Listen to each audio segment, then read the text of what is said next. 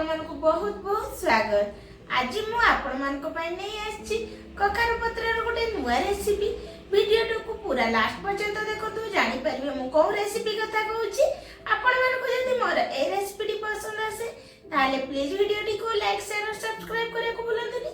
आ पाखरे दिबा bell icon को क्लिक कर दियंतु जहा द्वारा मोर नुआ नुआ वीडियो रो नोटिफिकेशन आपनको पाखरे प्रथम पहुंचू। चलतु ताहले रेसिपी स्टार्ट करिया। फास्ट एटी देखो मु किछि कखारु पत्र बा कखारु शाग नेइछि। से पत्र को भल भाबरे हम पानी रे 2-3 पानी करी धुई दबा। कखारु पत्र रे बहुत सारा बाली माटी थाए तेनु ताकू भल भाबरे 3-4 थर करी पानी रे धुई नबा। एबे हमें कखारु पत्र रो जो ताकू बाछि नबा केमती बाछा जाय तार प्रोसेस को देखाउछि। देखंतु एमती तार जो बंखी साइड रे एमती ऊपर गोटे पतला लेयर भलिया बाहरे ताकू हमें टिके एमती बाहर कर नबा। देखंतु हम गोटे पत्र रु बाहर कर नै छी आ गोटे पत्र रु भी सेही भलिया तार सब सिरा बाहर करी नबा। एई भलिया सब पत्र को हमें बाछि नबा। एई प्रोसेस को बिल्कुल भी स्किप करिवेनी आकू निश्चित करिवे। देखंतु मु एठी सब पत्र को बाछि सारला परे ताकू एमती छोटो छोटो करी काटी नै छी। एबे हमें पकोड़ा बनेଇବା ପାଇଁ बा बरा बनेଇବା ପାଇଁ मु एठी 2टी मीडियम साइज रो प्याज को चुन चुन करी काटी देइची। 5-6 कला रसुन छेंची नेइची। गोटे कंचा लंका काटी नेइची आ 4 चामच एठी बेसन दबा ता सहित 4 चामच चाउल गुंड दबा। आपण माने केवल चाउल गुंड किबा केवल बेसन रे भी देई परिबे नहले बेसन आ कॉर्नफ्लोर देके भी याकू बनै परिबे। एबे स्वाद अनुसार लूण, हाफ चामच जीरा, 1/4 चामच हळदी गुंड, 1/4 चामच लंका गुंड। लंका गुंड आपण केते खाय लंका खाइबे राग खाइबे सेही अनुसार देबे। तापरे हमें हाथ रे पूरा मकोची ताकू चकटी नबा काहे कि ना सागटा टिके माने टाण टाण लागि थाए तेनु ताकू टिके पूरा सॉफ्ट करी नबा। आ पियाज को भी जेते चकटिबे जो बरा किबा पकोड़ा बनेइला बेले बहुत भल लागियो खाया पाए। एबे सुखिला चकटिला परे एथिरे हमें गोटे गोटे चामच ऐड करिया पानी आ ताकू गुळै नबा। एका संगे बेसी पानी देबेनी। एटी देखंतु मोर टोटल एटी 2-3 चामच पानी लागिला ताकू गुळै नेबा भल भाबरे। देखंतु एथिरे हमें कोनोसी प्रकार रो खाइबा सोडा दबा दरकार नै। एमिति भी एई बरा खाया पाए बहुत बढ़िया लागिवो।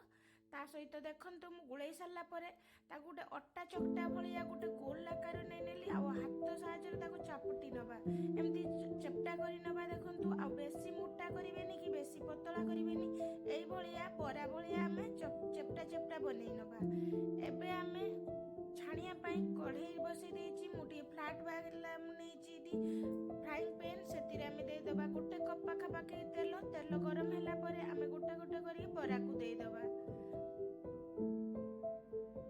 जतिकी धरिबो सेतिकी ही देबे बिल्कुल भी अधिक देबेनी नहले परस्पर सहित एमती चिपकी जाइबार चांस थाए। देखंतु याकू गोटे साइड हबा पई छाड़ीबा जेमती गोटे साइड हल्का लाली कलर आसी होला परे हमें उलटेई नबा। आ याकू छाणीला बेले मीडियम फ्लेम रे प्रथमे हमें हाई फ्लेम रे तेल को गरम करि नेदिला तापरे मीडियम फ्लेम रे याकू फ्राई करिवा। देखंतु सब गुडा गोटे गोटे करी मु उलटेई नउची। गोटे साइड रे देखंतु केते सुंदर लाली कलर आसी हेलानी। सेम प्रोसेस रे हमें आ गोटे साइड रे भी से बलिया कलर आसीया पर्यंत छाणी नबा। एबे देखंतु याकू छाणीबार मात्र 4-5 मिनिट भितरे ये पूरा रेडी हे गलानी। आपको हमें उलटाई नउची पुणी। एबे ये पूरा हे गलानी। लास्ट रे हमें जो गुडा पकई दिले सेउडा टिके बाकी अछि ताको उलटाई नउची पुणी। एबे ये हे गलानी। एबे याकू हमें गोटे प्लेट को बाहर करी नबा। देखंतु प्रथमे हमें जो बरा पकई दिले ताको मु फास्ट बाहर करूची। सेही प्रोसेस रे हमें गोटे गोटे करी सब बरा को एटी बाहर करी नबा। आ सेम प्रोसेस रे बळका जो हमर बैटर अछि ताको भी सेही पत्र रो बरा को हमें छाणी नबा। एटी देखंतु सब बरा एटी हमर रेडी हे गला। मु गोटे प्लेट रे सर्व करी नै छी। देखंतु याकू एमती गरमा गरम ही एन्जॉय करिए बहुत बढ़िया लागिवो। एई बरा को आपण माने इवनिंग स्नैक्स हिसाब रे खाई परिबे नहले भात सहित साइड डिश हिसाब रे भी आपण माने याकू खाई परिबे। देखंतु मु गोटे भांकी की देखे दउची ऊपर पूरा क्रिस्पी आ भितरे टिके सॉफ्ट अछि जहा कि खाया पाए बहुत भल लागियो पार्टी को। आपण माने भी एमिति कखारु ପତ୍ରର ବରାକୁ ନିଶ୍ଚିତ ବନାନ୍ତୁ। କଖାରୁ ଶାଗ ତ ସମସ୍ତେ ବନେଇକି ଶାଗ ହିସାବରେ ଖାଏ, କିନ୍ତୁ ଏମିତି ଯଦି ଥରେ ବରା ବନେଇ ଖାଇବେ ବହୁତ ବଢ଼ିଆ ଲାଗିବ।